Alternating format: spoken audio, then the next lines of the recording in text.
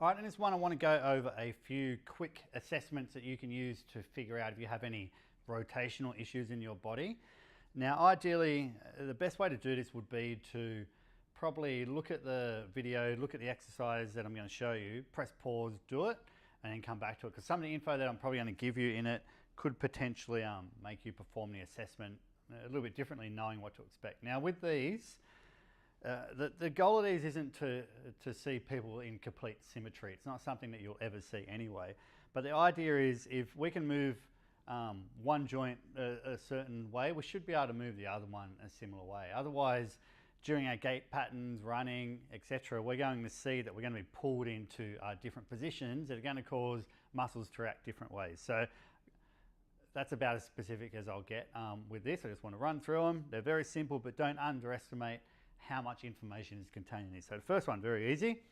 Just hands across the chest, and we're just going to see how far we can rotate our torso.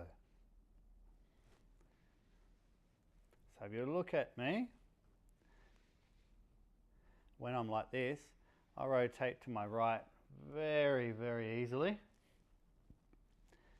and I rotate to my left with quite a lot of difficulty. And as I do this, I want to pay attention to what am I feeling like, or what may be stopping me getting to where I want. Is it a tissue thing? Do I feel joints jamming? Do I feel any kind of bony structures inhibiting me? These assessments alone can direct a lot about what we need to do in order to change these. As I do this, I'm really surprised actually by how bad this side is. It's a lot worse than what it usually is. And I know the issue that I have that pulls me into this. I've got scar tissue around my hip, which tends to rotate my hip back this way, which is a position that I'm very comfortable being in, not so comfortable being here. What changes when I let my feet pivot and get the hips more involved? So I'm here, and I'm here. So you may be able to notice things have changed quite significantly here, and this is why interchanging these two tests or using them interchangeably isn't a good idea, because now as I come here, very easy for me to go here. Now what I want you to look at here, besides how far do you go, what happens with your weight distribution at your feet? As we rotate here, by rights we should be letting our weight come to this side and then rotating around. But often we'll see people stuck in some sort of rotation. They may come onto their right leg here, and then they may stay on their right leg here. So just note where you feel like your weight wants to go as you do this as well. Next one's very simple. You're going to come onto your back, and you're just going to chill out here for a second and take a few long breaths and let your weight kind of settle into place. So you don't want to be shuffling around too much here, and particularly when I give the cues for what you're going to look for, you don't want to kind of go, oh, is that what I'm feeling? Just kind of try and take your first thought. Some of these awareness-based assessments can be very difficult for people to understand who aren't already in tune with their body somewhat. So as you lay here, you want to check the back of your head, if it feels centered or if it feels more to one side.